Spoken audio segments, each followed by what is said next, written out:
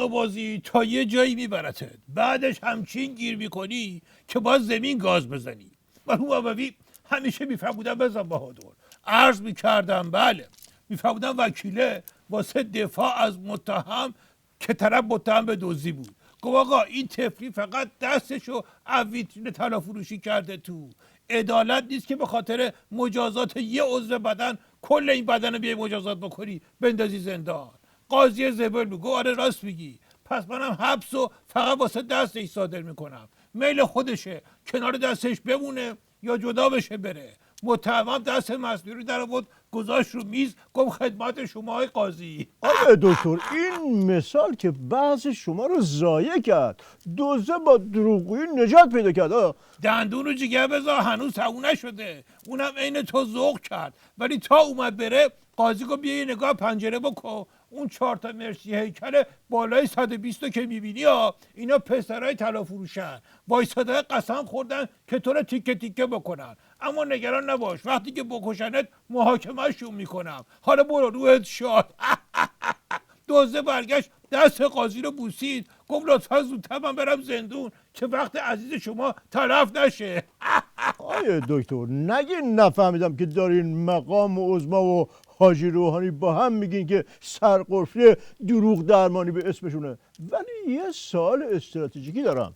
اگه داستان مجلس و FATF با هم رو میز مقام عظماست، وقتی خط انقباض میره تحریم و FATF و اینها خفش میکنه، ولی وقتی خط غلط کردن میره باید با دست خودمون نظام رو خاک کنیم، بالاخره کدومش به نفعشه؟ مرحوم ابوی همیشه میفرمودن بزن بهادر، عرض میکردم بله، میفرمودن که پیرمرده یه پسرش کشاورز بود، یکیشون کوزه‌گر، رفت یه سری بهشون بزنه، به کشاورزه گفت کاروبارت چطوره؟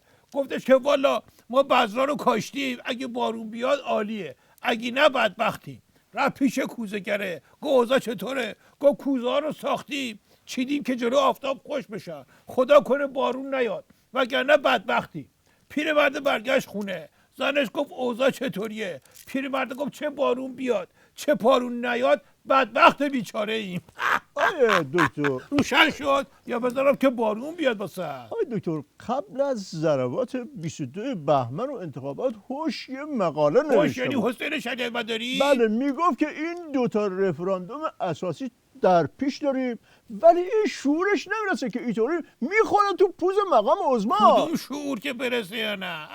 مشن یه رفراندومی رو میخواد خرج کنه اونجا کلمشو، حالیش نیست که معنیش چیه که. مرحوم ابوی همیشه میفرمودن بزن بهادر، عرض میکردم بله، میفرمودن مشنگه با لباس تو رودخونه شنا میکرد، گفتن چرا با لباس شنا میکنی؟ گفت دارم لباس ها میشورم. گفتن شما که تو خونتون لباسشویی داریم؟ گفت داریم، ولی وقتی میرم توش سرم گیج میره. دکتر ولی بالاخره این اوضاع آزمایش نظامه که زیر فشار مردم بالاخره جراحی نظام به وحدت میرسن یا نه؟ حالت خوش نیست و نه کرونا نگرفته باشی، زدن عضوا رو با خاک یکسان کردن، مار که پیر بشه قورباغه هم واسهش کری میخونه، بعد تو نظام پهنم بارش نمیکنن، اون وقت اومدی میگی آزمایش وحدت.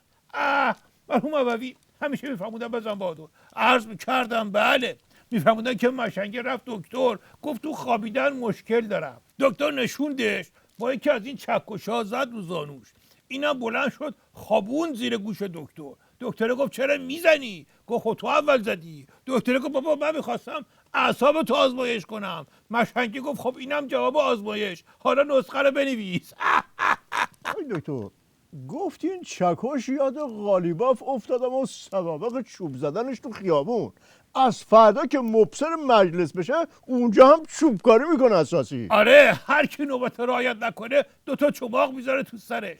مرحوم ابوی همیشه میفرمودن بزن بهادر، عرض میکردم بله، میفرمودن که مشنگه رفیقشو با سر و صورت خونی برداشت برد بیمارستان. گفتن چی شده؟ گفت کباب خورده با پیاز.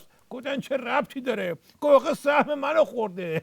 ولی آقای دکتر همه جا وقتی یکی میره یکی میاد جاش یه جورایی تعریف و تقدیر میکنن، حالا که لاریجانی رفته قالیباف اومده جاش همه میگن ارث خرس رسیده به کفتار. چرا میگن اینو؟ اون جایی که تعریف میکنن پارلمانه، یه منتخبی میره یه منتخبی میاد جاش، اینجا یه پاسداری رفته، یه پاسداری که خودش میگه کارم این بوده که تو خیابون با چوب میزدن با آدما اومده جاش.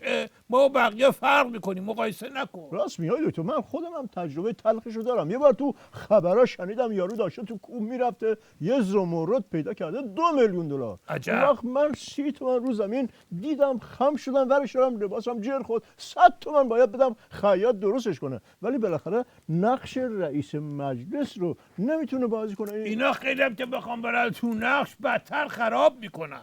مرحوم ابوی همیشه میفهموندن بازم بهادر، عرض میکردم بله، میفهموندن که مشنگه رفت کلاس بازیگری، کارگردان بهش گفت واسه نمایش عروسکی باید نقش خر بازی کنی، از امروز تو یه خری، مثل خر فکر میکنی، مثل خرم رفتار میکنی. اینم درجا یک لگد زد به کارگردانه، گفت هیچ وقت پشت خر وانستا، خرا بدشون میاد.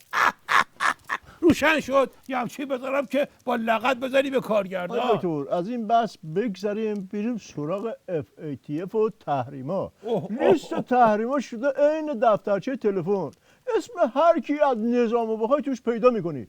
حالا نمیشد واسه اینکه تحریم نشیم این FATF رو یه طوری امضا کنیم ما که همه جا امضای مفت داره میدیم این طرف اون طرف. قربونت برم، آخه این اولشه، بعدش طلباتش بیاد وقتی امضا بکنی. مرحوم ابوی همیشه میفهمودن بزن بهادر، عرض کردم بله، میفهمودن طرف رفت بقالی گفت صابون داری، بقاله گفت بله، اینم گفته که خب پس دستاتو بشور 1 کیلو پنیر برام بکش.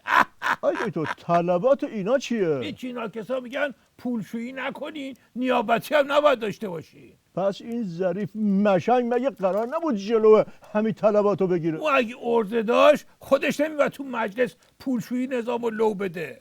مرحوم ابوی همیشه میفهمودن بزن بهادر، عرض میکردم بله، میفهمودن که دارم مادر بزرگشو برد دکتر ریه. دکتر پرسید مادر قلیون میکشی؟ مادر بزرگه گفت قربون دستت تازه کشیدم، ولی اشکال نداره تو هم بیار. آیا دکتر در پایان برنامه بالاخره برای بدبختی نظام یه راهنمود درست و درمون بدیم. آخه من بدمم اجرا کردنش شعور میخواد که پیدا نمیشه تو نظام. مرحوم ابوی همیشه میفهمودن بزن بهادر، عرض میکردم بله، میفهمودن مشنگه دستش زخم شد رفت در بانگاه پانسمان بکنن، بهش گفتن که برو یه گاز از این داروخانه بغلی بگی بیا تا پانسمانت بکنیم. رفت یک گازی از طرف گرفت که اینو ول کردن اونو پانسمان میکردن.